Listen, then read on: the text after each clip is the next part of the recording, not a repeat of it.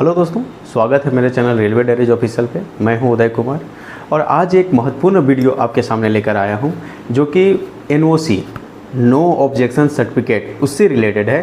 Railway कैसे NOC जारी करती है, क्या आपको डॉक्यूमेंटेशन देना होता है और NOC होता क्या है, उसके बारे में भी थोड़ी सी जानकारी मैं इस वीडियो के माध्यम से आप तक पहुंचाऊंगा। और आशा करता हूं कि ये वीडियो आपके लिए महत्वपूर्ण होंगे, उन कैंडिडेट के लिए जो कैंडिडेट अभी रेलवे में आने वाले हैं, उन लोगों के लिए भी जो आ चुके हैं और उन लोगों के लिए भी जो कुछ गलतियां कर चुके हैं रेलवे में आने के बाद, और उनका भी समाधान बताऊंगा। आशा करता हूं कि ये वीडियो आपको पसंद आएगी और आपका जो क्वेरीज है, जो क्वेश्चन है, उसको भी सोल्व करने में अहम भूमिका निभाएगा। तो दोस्तों, अगर ये वीडियो पसंद आता है तो आप सब्सक्राइब जरूर करें। आगे जो है वो और अच्छी वीडियो जो आपको रेलवे से बहुत सारी जानकारी प्राप्त हो, वैसी वीडियो इसमें मिलते रहेंगे। तो चलते हैं, जो पहला जो है कि NOC मतलब कि जब आप नो ऑब्जेक्शन सर्टिफिकेट, जब आप रेलवे से इतर कुछ और वैकेंसी भरते हैं, कुछ और तैयारी करने के लिए कुछ आगे एकेडमिक पढ़ाई करते हैं, तो उसके लिए जो आप रेलवे को एक डॉक्यूमेंटेशन सौंपते हैं, आप उनको बताते हैं, इंटीमेट करते हैं रेलवे को कि हाँ, मैं एक वर्क करने जा रहा हूँ, क्योंकि आप एक गवर्नमेंट संस्था से जुड़े हुए हैं और ये आपका कर्तव्य बनता है और कि आप जो है वो जो भी आप वर्क कर रहे हैं रेलवे के अलावा, उसको आप रेलवे को जानकारी दें। तो वो होता है नो ऑब्जेक्शन सर्टिफिकेट, ताकि रेलवे उसमें एक डॉक्यूमेंट मतलब जारी करती है और उसमें जो है वो नो ऑब्जेक्शन सर्टिफिकेट जो कि आपको प्रोवाइड करती है रेलवे, और बोलती है कि ठीक है, आप कर सकते हैं। तो इसमें जो है मेजरली 4 प्रकार के जो क्वेश्चन हैं वो हमारे पास आ रहे हैं, और जो 4 प्रकार का क्वेश्चन बहुत ही महत्वपूर्ण है। जिसमें से पहला जो क्वेश्चन है, वो पहला क्वेश्चन है कि उन कैंडिडेट के लिए जो अभी रेलवे में ज्वाइन करेंगे, कोई ना कोई पद में अभी ज्वाइन करेंगे, उनके लिए क्या है और वो उनके लिए कैसे NOC मिलेगा, जो कि दूसरा और भी बहुत सारा वैकेंसी वो भर चुके हैं, चाहे तो स्टेट का, चाहे रेलवे का ही कोई और वैकेंसी भर चुके हैं, और चाहे तो स्टेट जैसे CGL का भी भर चुके हैं, SSC CGL उसको भी भर चुके हैं। तो वो कैंडिडेट अभी क्या करेंगे, क्योंकि अभी तो आएंगे तो उसका NOC मिलेगा नहीं, क्योंकि NOC तो अप्लाई होता है जब आप रजिस्ट्रेशन, उस फॉर्म का रजिस्ट्रेशन होते रहता उस समय। तो अभी कैसे उसका NOC लेंगे? तो दोस्तों, जो कैंडिडेट अभी कहीं ना कहीं रेलवे में ज्वाइन करेंगे, वो सबसे पहले क्या करेंगे कि यदि आपका कोई और एग्ज़ाम जो कि पेंडिंग में है, क्योंकि एक कैंडिडेट जब तैयारी करते होता है तो कई फॉर्म भरता है, और उस फॉर्म में आपको लगता है, अभी तो जो रेलवे हो जाता है तो उसको ज्वाइन करने आते हैं लोग, लेकिन जो फॉर्म अभी पेंडिंग में पड़ा हुआ है, आप क्या करेंगे? यदि अभी आप ज्वाइन करने जा रहे हैं तो उसमें क्या करेंगे आप? जो सर्विस बुक होता है, आप जब ज्वाइन करने जाएंगे तो एक सर्विस बुक दिया जाएगा, जिसको सेवा पुस्तिका बोलते हैं, जो आपका रेलवे के ज्वाइनिंग से, मतलब वो हर डिपार्टमेंट में होता है। कहीं भी आप स्टेट में ज्वाइन करेंगे वहाँ भी सर्विस बुक मिलेगा आपको, और जहाँ आप रेलवे में ज्वाइन करेंगे तो यहाँ भी मिलेगा। तो वो जो शुरू में आपको जो सर्विस बुक, जिसमें आप डिटेल भरने के लिए आपको बोला जाएगा, वहाँ पे जो ऑफिसर होंगे वो आपको कुछ सलाह देंगे कि इस तरह से आप भरिए, और उसी तरह से भरा जाता है। उसमें आप क्या करेंगे? जो पेंडिंग आपका रिजल्ट है उसको आप उसमें मेंशन कर देंगे। ये काम आप ज़रूर करेंगे, क्योंकि जब आप आगे उसका रिजल्ट आएगा और आप जब छोड़ने के लिए बोलेंगे रेलवे को, जब रिजाइन लिखेंगे, तो उस समय रिजाइन एक्सेप्ट नहीं होगा, चूँकि आप उसको इन्फॉर्मेशन रेलवे को नहीं दिए हैं। तो पहला कैंडिडेट जो अभी ज्वाइन करने जा रहे हैं, आएंगे या फिर आगे भविष्य में ज्वाइन करेंगे, उनको ध्यान रखना है कि आप जो है वो सर्विस बुक में बाकायदा इसको मेंशन करें कि हमारा कौन सा रिजल्ट अभी पेंडिंग पड़ा हुआ है, हमारा कौन सा एग्ज़ाम हम भरे हैं, कौन सा एग्ज़ाम दिए हैं, कौन सा फॉर्म भरे हुए हैं, उनके बारे में बाकायदा आप सर्विस बुक में मेंशन कर दें। तो ये रहा पहला लोग जो अभी सर्विस में ज्वाइन करेंगे और जिनका और सारे रिजल्ट या फिर और सारे वैकेंसी जो भर चुके हैं अभी, वो पेंडिंग में पड़ा हुआ है। दूसरा कैंडिडेट जो अभी रेलवे में ज्वाइन कर चुके हैं, लेकिन वे जो चाहते हैं कि हम कोई स्टेट PSC का एग्ज़ाम दें, कोई चाहते हैं कि हम जो है वो आगे के और कोई एग्ज़ाम निकालें, एक अच्छे पोस्ट में जाएं, उसके लिए जो है वो कैसे फॉर्म भरें, मतलब कैसे NOC लें।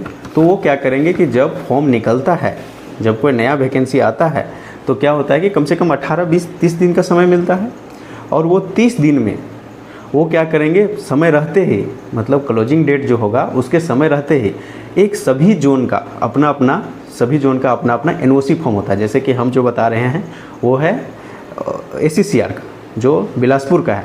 तो ये होता है इसका फॉर्मेट, और ये फॉर्मेट में आपको क्या करना होता है, जो जो इसमें भरने का जो कॉलम है उसको आप भरेंगे। उसके साथ आप क्या क्या लगाएंगे, तो एक तो जो NOC है फॉर्म उसको डालेंगे। दूसरा क्या, जो आप फॉर्म भरे हैं, जो रजिस्ट्रेशन किए हैं उसको आप लगा देंगे। तीसरा क्या लगाएंगे, तीसरा लगाएंगे जो फॉर्म निकला है उसका नोटिफिकेशन नंबर क्या है, तो वो नोटिफिकेशन नंबर, क्योंकि आप NOC में उसमें लिखेंगे नोटिफिकेशन नंबर, इसके लिए आप क्या करेंगे, नोटिफिकेशन नंबर जिसमें होगा उसमें जो है वो आप लगाएंगे उसको। तीसरा क्या लगाएंगे, क्लोजिंग और ओपनिंग डेट, जो फॉर्म को रजिस्ट्रेशन होना चालू हुआ और जो क्लोज हुआ उसका डेट लगाएंगे, क्योंकि पहले आपको देना है क्लोजिंग डेट से कम 10-15 दिन, 4-5 दिन, 8 दिन तक कम से कम पहले देना है आपको, तो उसको लगाएंगे। और चौथा जो है वो, जो आपका जो पोस्ट में जो वैकेंसी है उसमें जो है ग्रेड पे, जो जहाँ पे लिखा रहता है कि हाँ इतना 4800 ग्रेड पे का है, 4200 ग्रेड पे का है, 2800 ग्रेड पे का है, 2400 ग्रेड पे का है, तो वो जो कॉलम है वो लगाएंगे, जैसा कि हमने लगाया है। देखिए आप सबसे पहले NOC का फॉर्म रखे हैं, फिर दूसरा क्या लगाए हैं, जिसमें जो रजिस्ट्रेशन किए हैं वो लगाए हैं। तीसरा क्या लगाए हैं, जो नोटिफिकेशन वाला, जनरली नोटिफिकेशन और उसमें जो है वो साथ में चाहे तो ओपनिंग क्लोजिंग रहता है या तो वहाँ ग्रेड पे रहता है वो भी रहता है। और जो चौथा लगाए हैं वो लगाए हैं हम ओपनिंग और क्लोजिंग डेट। तो ये दूसरा कैंडिडेट जो आ चुके हैं और चाहते हैं कि हम आगे तैयारी करें और NOC ले, उसके लिए आप एक काम करेंगे, अपना ऑफिस में सबमिट करेंगे इसको। और ऑफिस में सबमिट करने के बाद आपको क्या होगा, देखिए अभी ऑनलाइन हुआ है तो एक फ़ायदा हुआ है कि 15 से 30 दिन के अंदर आपको NOC जो सर्टिफिकेट है वो जोन के द्वारा, जो DPO जो ऑफिस है वहाँ के द्वारा, क्योंकि ये DPO जो है, DPO जो होता है उसके द्वारा जारी किया जाता है, तो DPO द्वारा जारी कर दिया जाएगा। अभी हम लोग का, जब हम SCCR का बात करते हैं तो 15 से 30 दिन, अगर छुट्टी ज़्यादा ना हो अगर ऑफिस का, तो उतना में जारी हो जाता है जनरली। तो हो सकता है 1.5 महीना ही लगे, तो बहुत कम समय है, 1.5 महीना में हो जाएगा आपका NOC जारी। और आप जो है वो फॉर्म के लिए वैलिड पर्सन के रूप में आप गिने जाएंगे, क्योंकि आप इंटीमेट किए रेलवे को और फिर आप फॉर्म डालें, ऐसा हो जाएगा। तीसरा कैंडिडेट वो हैं जो एकेडमिक पढ़ाई करना चाहते हैं, जैसे कि वो जो है वो अभी 12 कर चुके हैं, ग्रेजुएशन किए हुए हैं, या 12 के बाद ग्रेजुएशन करना चाहते हैं, ग्रेजुएशन कहीं से करना चाहते हैं या पोस्ट ग्रेजुएशन करना चाहते हैं, तो वो क्या करेंगे कि उसके लिए भी NOC है, सेम ये फॉर्म को भरेंगे। और फॉर्म भरने के बाद जो उसका एकेडमिक का जो फॉर्म सबमिट किए हैं उसको पूरा डाल देंगे और आगे ऑफिस में वो भी जमा कर देंगे, उसके लिए भी NOC आ जाएगा। और लास्टली जो कैंडिडेट, एक ऐसा कैंडिडेट जो चौथा क्वेश्चन है, वो ऐसा कैंडिडेट जो कि रेलवे में तो आ चुके हैं लेकिन बहुत सारा एग्ज़ाम उनका पेंडिंग था और सर्विस बुक में लिखना ही भूल गए हैं, क्योंकि सर्विस बुक में वही कैंडिडेट लिखता है जो जानता है, क्योंकि वहाँ पे इतना 600 लोग, 1,000 लोग ज्वाइन करते होते हैं उस ऑफिस में एक साथ, तो बहुत सारा चीज़ें होती है जो छूट जाती है, और छूट गई तो छूट गई। तो उससे आपको क्या करना है, वो लोग, वैसे कैंडिडेट जिसको छूट गया है वो क्या करेंगे, उनके लिए बहुत बड़ा लॉस हो जाता है। क्या होता है उसमें, यदि आप रिजाइन मारते हैं, क्योंकि वो रिजाइन, जब आप रिजाइन मार के ही दूसरे पोस्ट में ज्वाइन करेंगे कहीं, अगर आपका सिलेक्शन हो जाता है तो वैसे में क्या करेंगे, 2 तरह का रिजाइन होता है, टेक्निकल रिजाइन, एक non technical resign. Technical resign होता है ऐसा कि जब आप यहाँ दूसरे पोस्ट में गए, सिलेक्शन हुआ, यदि आपको वो पोस्ट समझ में नहीं आया, लग रहा है कि अरे यार हम तो गलती कर दिए, तो वहाँ से आप आएंगे वापस, 2 साल तक आपके पास समय होता है, आप फिर से इस पोस्ट में ज्वाइन कर सकते हैं। ये होता है टेक्निकल रिजाइन। जब एक कोई प्रोसेस के माध्यम से पूरा प्रोसीजर फॉलो करते हुए जब रिजाइन मारा जाता है और रिजाइन एक्सेप्ट किया जाता है डिपार्टमेंट के द्वारा, तो वो होता है technical resign. Non technical resign जो होता है उसमें क्या होता है कि आप इंटीमेट ही नहीं किए थे डिपार्टमेंट को और आप मान रहे हैं कि हमको नौकरी नहीं करना है, तो नॉन टेक्निकल रिजाइन में आपको वापस आने का कोई चारा नहीं होता है। दूसरी चीज़, ये तो हुआ पहला चीज़। दूसरी चीज़, नॉन टेक्निकल रिजाइन में जो आपका NPS का पैसा, जो न्यू पेंशन सिस्टम है उसका जो पैसा, NPS का पैसा जो कटता है प्रत्येक महीना, वो पैसा आपको सीज हो जाएगा, वो पैसा आपको नहीं मिलेगा। तीसरी और दिक्कत होती है कि जो इनिशियल ट्रेनिंग है उस ट्रेनिंग का भी पैसा आपको जो है वो 12% के जो इंटरेस्ट रेट से आपको पे करके जाना पड़ेगा, क्योंकि तो इस तरह से बहुत सारा आगे दिक्कत हो सकते हैं दोस्तों। तो चारों जो है वो एक समराइज में कर देता हूँ एक बार। पहले कैंडिडेट जो अभी ज्वाइन करने आएंगे रेलवे में या भविष्य में भी जाएंगे कहीं, तो सबसे पहले वो क्या करेंगे कि वो जो है वो सर्विस बुक में जो बाकी जो पेंडिंग रिजल्ट है उनका, या बाकी जो पेंडिंग एग्ज़ाम है जो भर चुके हैं, मतलब रेलवे में ज्वाइन करने से पहले भर चुके हैं, वो क्या करेंगे, उसको सर्विस बुक में मेंशन कर देंगे बाकायदा। पहला हो गया।